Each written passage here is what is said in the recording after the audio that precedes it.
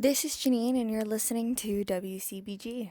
WCBG is broadcasted from Wagner College in Staten Island, New York.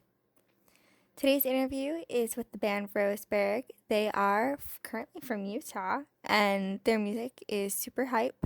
I really enjoyed listening to it. They have some really great songs, and they're actually going to be releasing their album on Tuesday, February 18th. So please check it out when it drops, and I can't wait for you guys to hear this interview.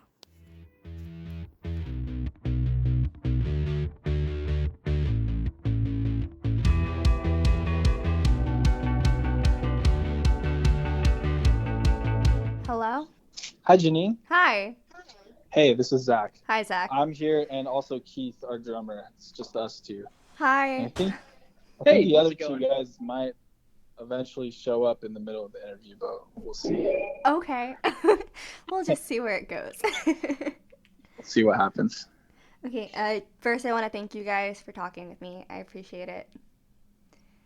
Yeah, totally. Well, it's nice to meet you. Thanks for reaching out, and we're super stoked to talk to you about our band. I'm glad that you are interested at all. Yes. Introduce yourselves again, please, and tell me a fun fact about you. So the only two on the phone from the band right now, I'm Zach Knell, and I sing in Roseburg. Fun fact about me is that Keith, what's a fun fact about me? Hurry. I always try to be quick. I'm not very fun. That's what Keith says. Fun fact about me is I lived in London, England for a couple years when I was younger. Fancy. And then Keith, you can introduce yourself. Yeah, I'm Keith. I play drums in Roseburg. Not so fun fact about me, I'm from Idaho, and that's not very fun. I went to college there for a minute, and I was a jazz major, and then I dropped out and joined this band and started playing rock music. Keith is a jazz wizard. I love the jazz harmonies and the chord progressions. The fifth, always nice. Yeah. Okay. Yeah, I think we still have a little bit of influence from that. We like trying to steal a little bit of the fancy chords.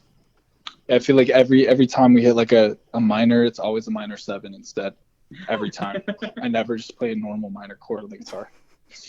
That's the secret sauce. I love that. Okay, I do have another icebreaker question. It's from our freshman orientation. It's a really stupid question, but it's pretty fun for answers. If you could be any item in the kitchen, what would you be and why? I would be a salt shaker because I feel like you would get a lot more action than most of the other items in the kitchen. Keith? I'd be a knife for obvious reasons. There you go. One of the questions I have is, how did you pick your respective instruments? Okay, so the first instrument that I started playing was the piano, which I think that's how it was for all of us, right? Yeah, I think we all started on the piano, which is always what I would recommend for people getting into music when they're young, because I feel like if you have a good understanding of, I feel like the piano visually, you can see music better than on any other instrument. That might be a weird way to put it, but once you understand that, I think it's a good next step into whatever, I think then it becomes like you start getting into an actual band, and then you kind of decide on your instrument based on what bands you like. So for me, I loved a ton of the pop punk bands because that's kind of when I grew up. I was born in 97, and when I finally started listening to my own music, American Idiot had just come out by Green Day, so I was listening to Green Day. I was listening to Blink-182 and My Chemical Romance and all these pop punk and emo bands and stuff. So I started playing guitar, and that's how I kind of got into rock music and playing guitar and bass and all the rock instruments. And then I'll give the phone to Keith. Yeah. So like I said earlier, I'm the drummer. Again, I started on piano like everyone else in the band. But it came to 6th grade, and you were supposed to do band or choir, and I realized I was not a great singer, and I needed to do band. And so they had you do the xylophone in band, and I was like, I can do that. I already played the piano. And so I did that, and basically just never looked back. I've been playing drums ever since, and yeah, I just think that's a really important part of music, and so I've stuck with that since. Nice. I remember the 4th grade testing to see if you can get into the music program test. Yeah, that was good times. So much easier. What are you currently listening to? Today I was listening to 21 Pilots all day. They're my personal biggest influence at this point in my life. I love the mix between pop radio and, you know, more grungy punk rock stuff, and that whole vibe of kind of the grungy suburban American thing. I'm big into it, so that's what I've been listening to. Today I was listening to JID, Gojira, and Coldplay.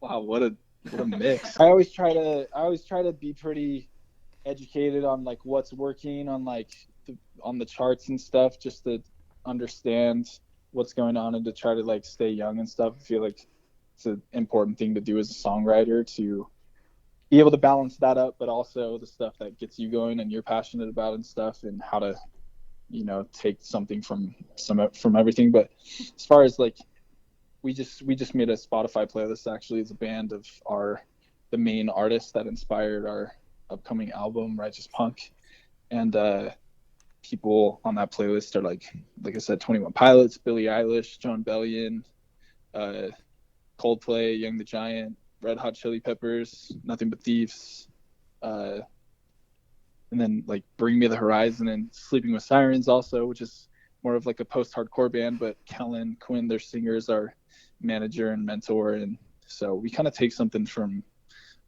everywhere, all spectrums. I absolutely love that. I actually did see your playlist. I was kind of vibing with it a lot. Cool. So it's short, but it's good. It's effective. Yes, it's very good. It's still interesting to see like what people listen to growing up and like how it's affecting now, and that's kind of why I always throw in like the voice of the generation, because a lot of the music that we listen to is kind of coming back, but different, which is great. Yeah. So leads me to my next question. Describe your sound for me in 3 words. Man, I'm always so bad at the 3 words. Let's see if I can even get one. You can both do 3 words if you want, or you can collectively do 3 words. What are words that I often use to describe our band, Keith? I would say grungy is a word that comes up a lot. But also, yeah, polished, and radio friendly.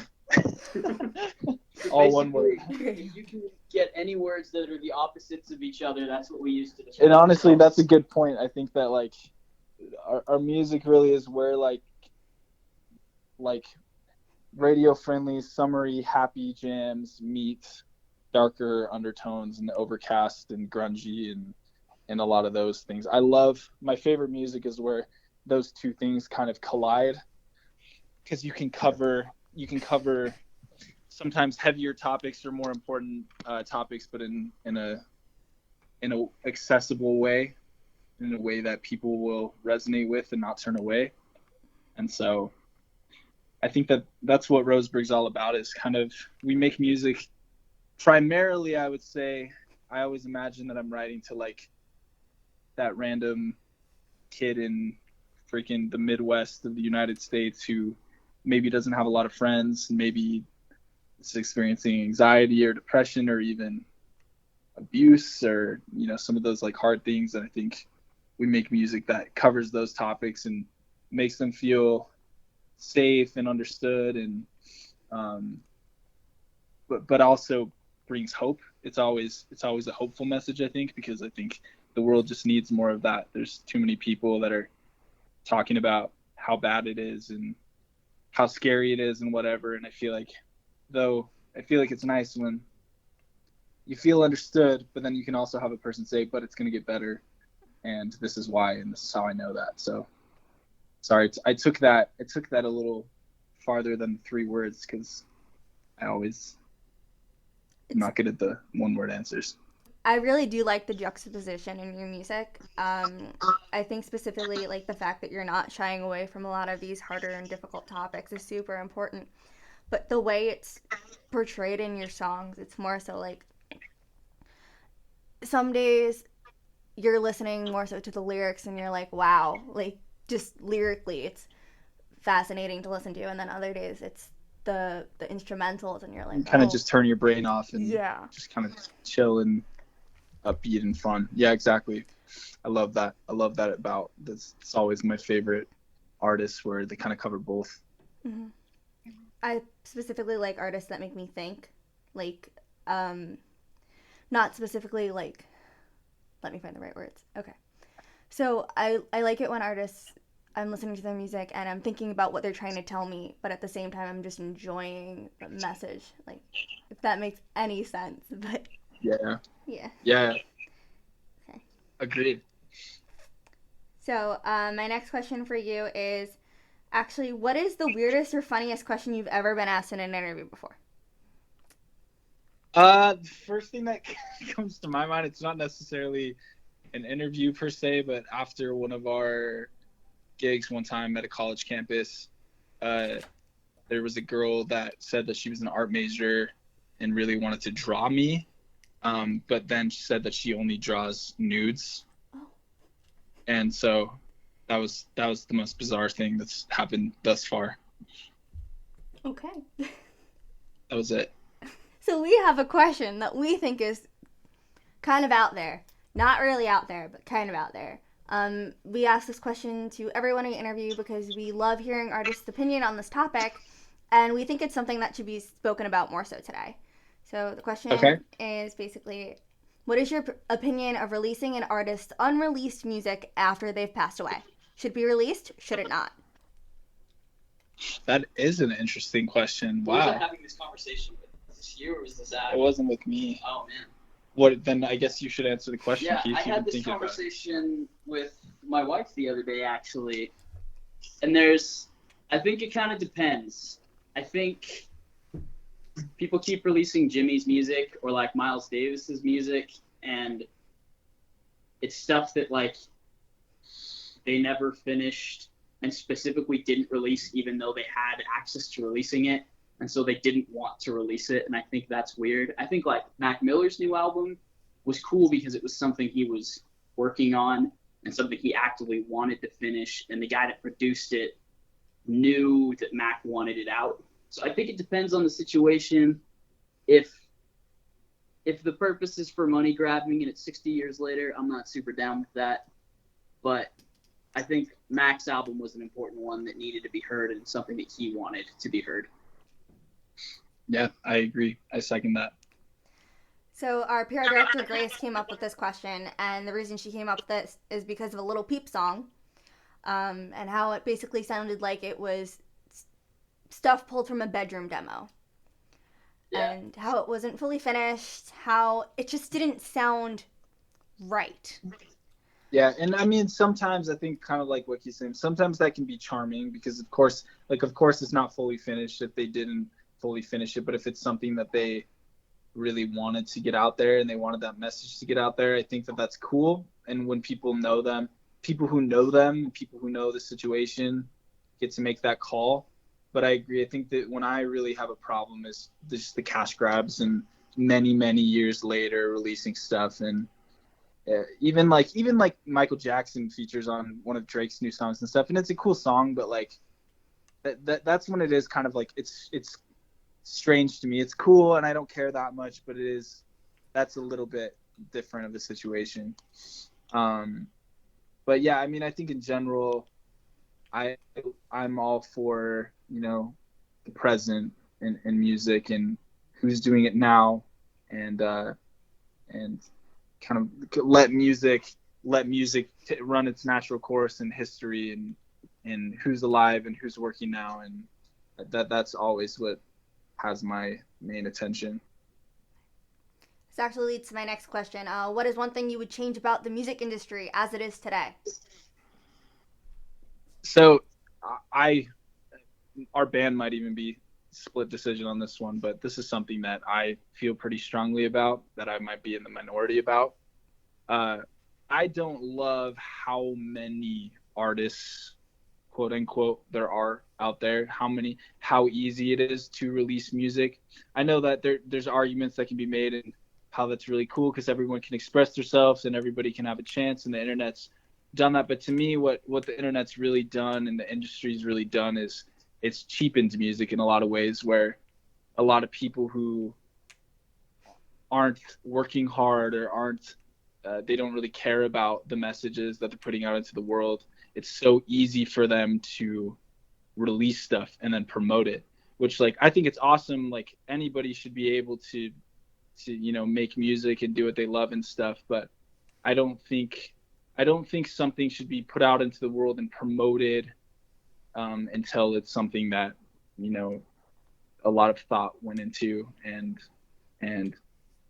they really stand behind what they're doing.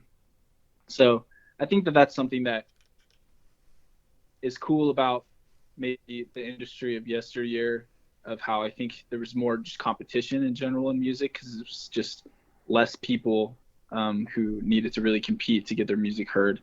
And I think that brings out better music, more well thought out music. Like I said, I could totally be in the minority about that opinion, but I think I'm all for competition. I'm all for working hard and earning people's attention. I think I'm with that. I think that makes a lot of sense to me. There's a lot of music out there that feels like it was made just to be made and not for any purpose other than that. We stand really strongly behind making music for other people.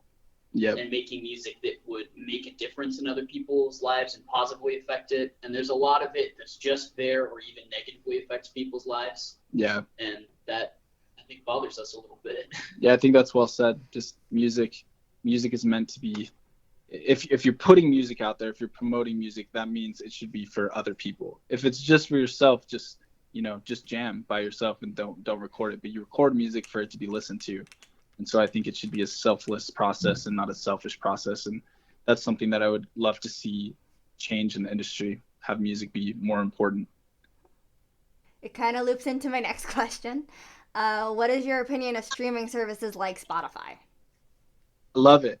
I'm super grateful for Spotify. They've done a lot for us and have allowed our music to be heard by a lot of people. I love the idea of music curation, all those curators who, something that I've noticed by developing personal relationships with some of the curators at Spotify is they aren't taking cash from labels, and they're really putting out music that they believe in and that they believe people will enjoy, and their algorithms are all set up to play something that the listener theoretically wants to listen to, which I think is great and awesome, and a lot better than it's a lot better of a system than corrupt money stuff. I think there's an interesting side of the way that the music industry works now, and just in general, that recorded music has been around for maximum 100 years. It's a really, really young industry. And so people talk about, people should be paid for the music and stuff. People should be, which I don't necessarily disagree with. Obviously, I'd love to be making more money than I am now. But I think arguing that the standard should be what it was 20, 30 years ago is really interesting, because 10 years before that wasn't the standard. And there's really been probably 20 years in the history of music that people have really made money off of album sales. Yeah. People would argue differently, but realistically, that's about what it's been, and I don't have a problem with making money other ways. Yeah. I definitely think Spotify is great for exposure, but sometimes I do miss physically owning an album, which is kind of. Oh yeah, I mean, and we're totally with you, and I wouldn't be surprised if we saw the pendulum swing back towards that, or at least a lot more. I mean, we're even seeing it with an increased interest in people buying vinyls and stuff, which is really cool, because I think a lot of people who are really into music love owning physical copies. I've always gotten physical copies of my favorite bands and stuff, and I think there's cool things that can be done to maybe get it going that direction. We've talked about, even as a band, maybe one day we'll release an EP or an album like a physical copy only kind of thing, or at least for the first like 6 months. Like, I think if you saw more artists doing things like that, it'd be really awesome. But you know, like I said earlier, I'm just a firm believer in letting the industry and music kind of run its course and let it do what it's going to do and adapt to it and not try to make it adapt to what you want. So Nice. What is your favorite album in your personal collection?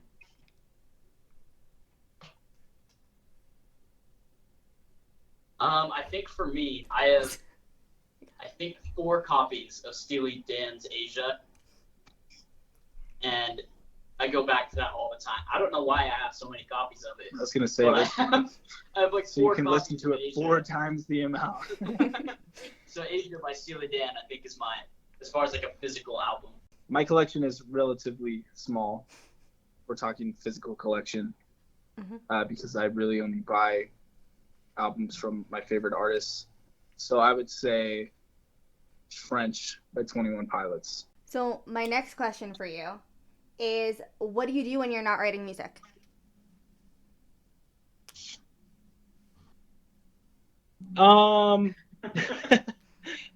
It's funny. It's just music totally consumes my life right now. I feel like if I'm not writing, I'm rehearsing, or I'm just jamming, or I'm, doing something on the business end for a band. So, I mean, that really is a huge part of my life. Just at the age that I'm at right now, we're really making a push for this music. We really believe in this band and what we're doing. And but I mean, I've always loved sports. I've always played sports. I played soccer and I played basketball. I played tennis, and so I love that. And I love just watching Netflix. I'm watching a TV show right now that I really like. It's called Bates Motel. That's a good show. Really good. So, your album is coming out on Tuesday. Can you tell me a little bit about the writing process for it? Yes, I'll try to keep it short because I could go on forever and ever. But we started writing it about 1.5 years ago.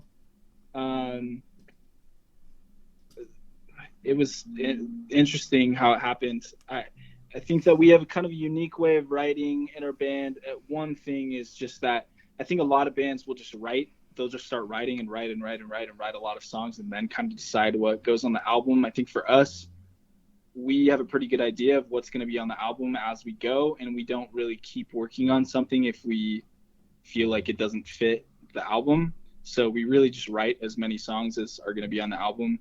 So there was a period of a few months where we were just feeling really inspired. We had a concept. The album, I wouldn't say it's quite a concept album, but there are a lot of consistent themes and symbolism that are kind of scattered throughout the album that we've been playing up as a band, for a long time. Collective ways that kind of the way we look at the world and the way we understand our situation and stuff, and that hopefully other people can resonate with. I mean, the righteous punk is really just an archetype for a human being that's living on this world right now that we resonate with, and we think a lot of other people will resonate with, and all the different things that we go through, good and bad, in this life. And so yeah, we had a concept, and we were heavily influenced by a lot of other bands, and it was a long process of writing, demoing out songs, going to the studio, waiting to have studio time, and waiting for mixes to come back and getting artwork all put together. And we learned a lot. It was our first album that we've ever made. We did it independently. We don't have management. But we're really proud of what we've accomplished. And that's my Reader's Digest version. Amazing. So what is your favorite lyric, riff, drum cadence, any part of a song that you've written? Keith, drum cadence. Drum cadence. As far as just hype levels, there's a fill in the middle of Indie Baby. If you listen to Indie Baby, you'll know where it is. But that's super fun.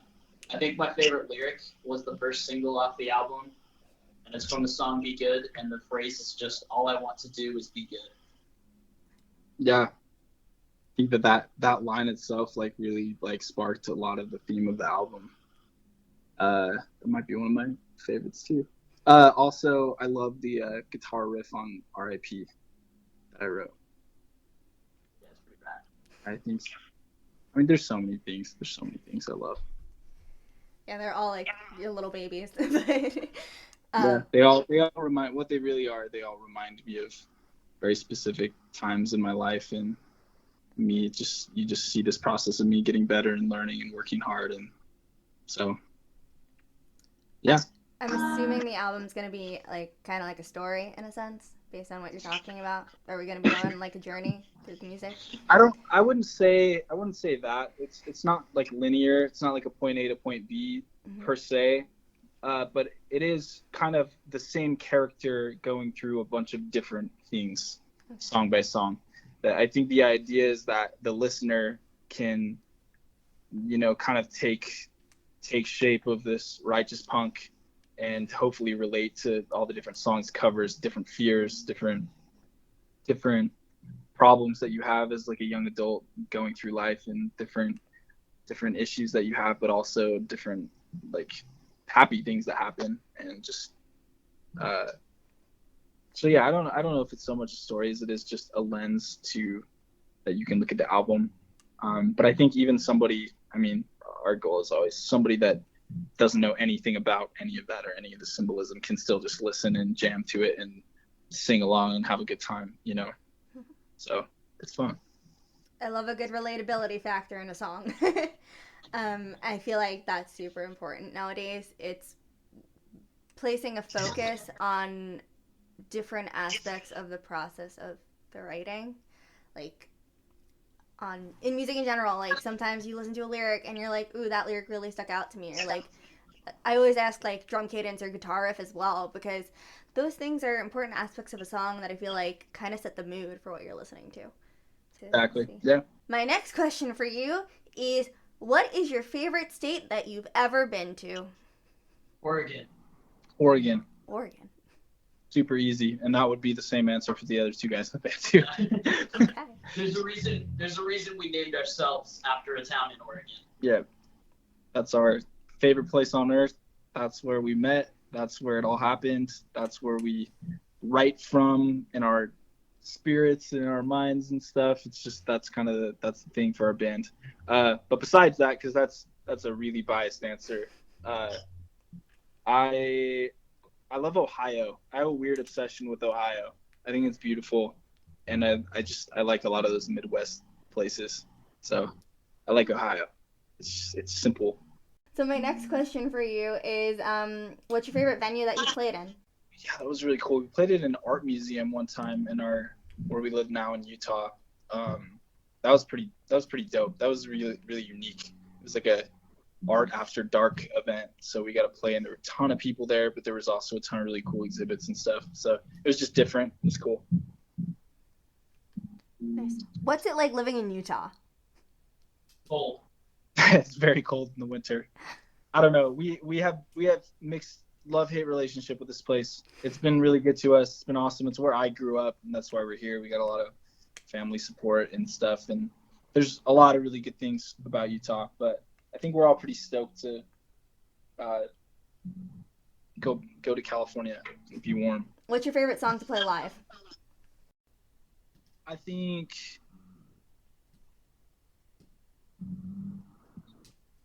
R.I.P. Be Good or Goodnight Punk. Nice.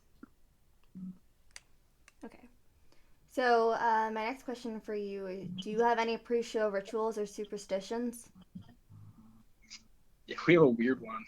I don't know when it started or why. We sing the first verse of that Chance the Rapper song. I don't even remember what it's called. All We Got, right? All We Got by Chance. No. Yeah. Oh, that is. Yeah. All We Got from the Rapper from the coloring book. The coloring book. Yep. We sing the first verse, and we all just go crazy and jump up and down and get energy, and now we just do that all the time, and I don't know why. I don't know why. Hey, as long as it works, then it's fun. Works for you guys. It's always important. What has your biggest challenge been as a band so far? Finances. I think if anyone tells you a different answer than that, they're lying. Checks. Yeah, no, I think that is the stress. That's the biggest stress, but I think in general it's just hard at the beginning. Look, we're super blessed to now have an even bigger audience and people that actually care about our music. But I think at the beginning it's really hard when you just feel like no one cares, and it can be really discouraging especially when you see all your friends like getting good jobs and getting married and having kids and stuff, but you have this thing that you love, and it can get really discouraging. But at the end of the day, this is what we've all always wanted to do. We're going to keep working hard until it works, and that's it. That's our attitude. Okay, I have a few more questions for you. My next question is, what are top 3 songs for a road trip? America by Young the Giant.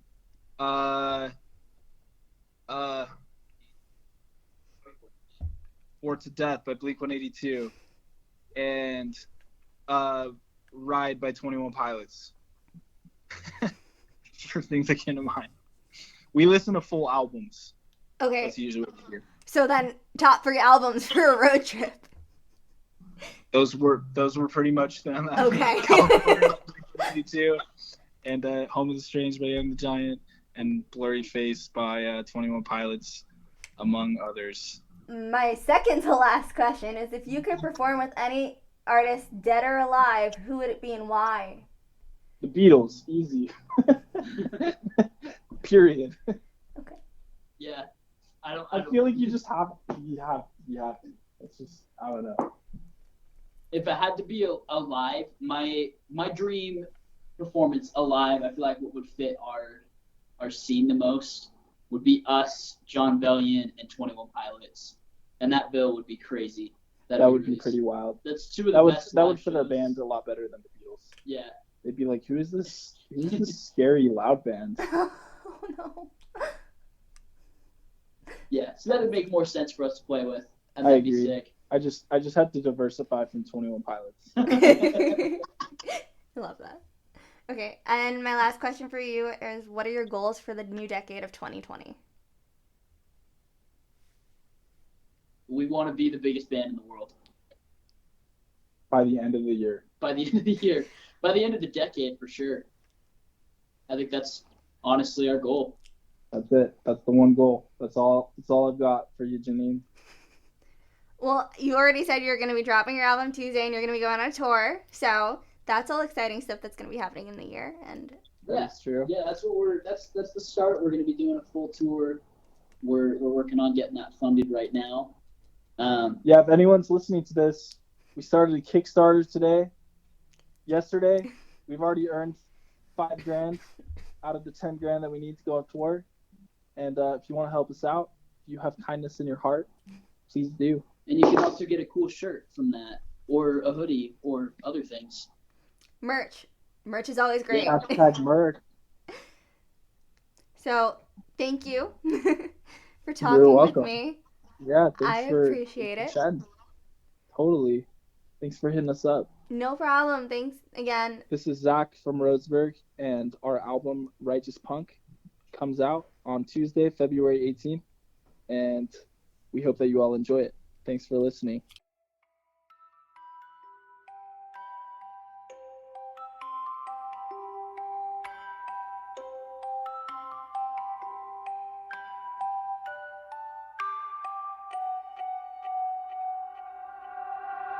I know a girl, she takes the color out of my world. Was fast asleep, she asked me if I'd wake. I know a girl, she takes the color out of my world. I kept my dream, she packed her things and went. She said good night, dream boy, who destroyed my heart. She said good night, punk.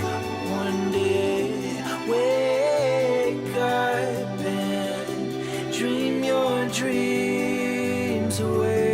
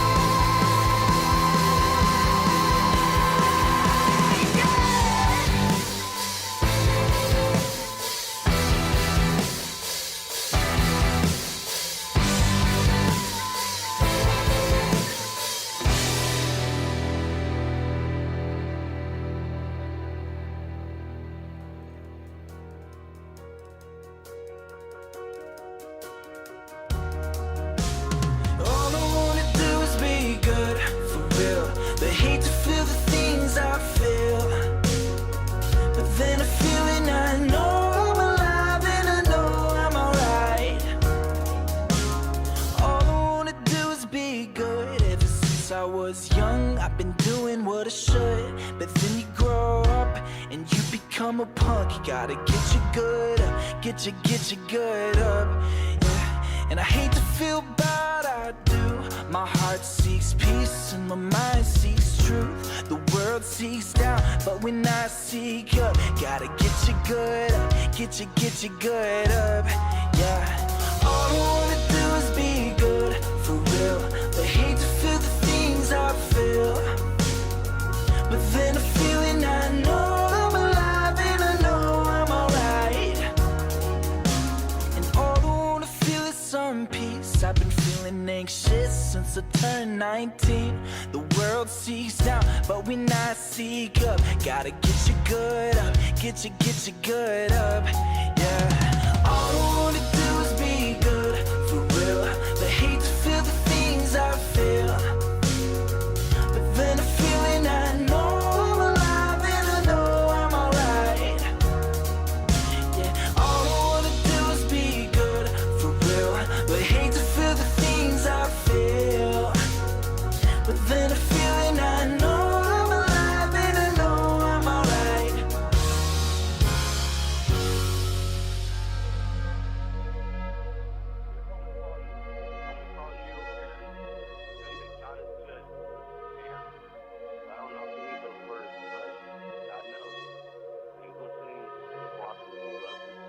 I feel like nothing makes sense, but here I am saying it again. People look to me for answers, so I fake it and tell them that I know it's okay. I feel like nothing makes sense, but here I am, doubting me again. Well, up to this point everything has been fine, but here I am, scared out my mind. I feel like nothing makes sense, but here I am, saying it again. People look to me for answers, so I fake it and tell them that I know it's okay. I feel like nothing makes sense, but here I am, doubting me again. Well, up to this point everything has been fine, but here I am, scared out my mind. I feel like nothing makes sense, but here I am, doubting me again. Well, up to this point everything has been fine, but here I am, scared out my mind.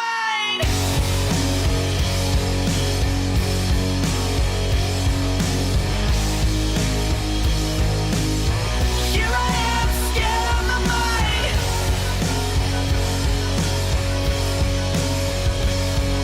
Well, up to this point everything has been fine. Here I am, scared out my mind.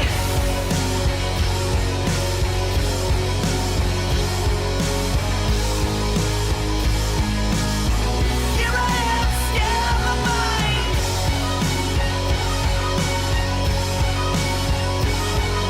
Well, up to this point everything has been fine, but I'm scared out my mind.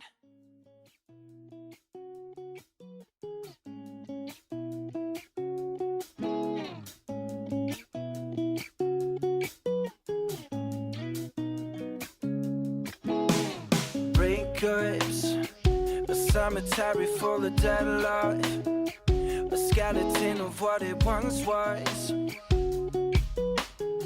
Kill the memories. Stayed up, calling, telling secrets that we fell asleep. Flinching from California, but you don't dream. Kill the memories. So rest in peace to you and me. Our love will ever bleed. A million hearts in the graveyard, romance turned tragedy. Rest in peace to you and me. Our love will ever bleed. A million hearts in the graveyard, romance turned tragedy. Breakups, a cemetery full of dead love. Scary, easy to forget us quickly. Kill the memories. I called you